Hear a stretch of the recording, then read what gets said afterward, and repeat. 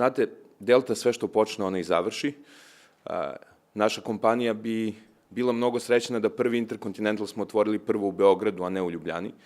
I iskreno se nadamo da posle ove lepote i onoga što će videti region, ćemo vrlo brzo dobiti dozvole grada Beograda da u onoj čuvenoj rupi između zgrade Inteze i Hayata sagradimo Intercontinental Beograd, jer mi duboko verujemo i želimo dalje da investiramo ovde i mislimo da je hotelijerstvo grana kojom će Delta nastaviti da se bavi. Da se vratim na Intercontinental, samo malo o lokaciji.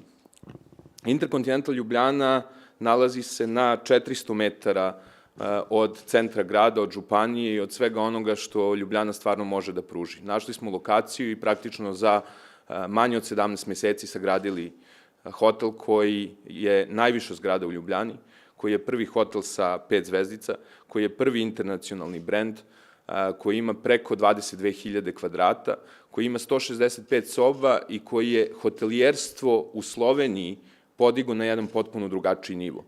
Znate, kada napravite zgradu koja ima sobe koje imaju 42, 45, 47 kvadrata i to su samo sobe, kada napravite kupatila koje imaju 11 kvadrata, kada napravite najlepši restoran na 20. spratu, kada napravite najbolji spa centar na 19. spratu koji gleda na celu Sloveniju, onda vidite značaj onoga što kompanije mogu da pruže gradovima i mi želimo da kažemo da smo imali jednu izuzetnu podršku grada Ljubljane, gospodina Zorana Jankovića, gradonačelnika, koji je naš najveći ambasador i koji svake nedelje obilazi gradilište i koji zove sve nas i kaže nam da li hotel napreduje i koliko brzo uspevamo da ga sazidamo.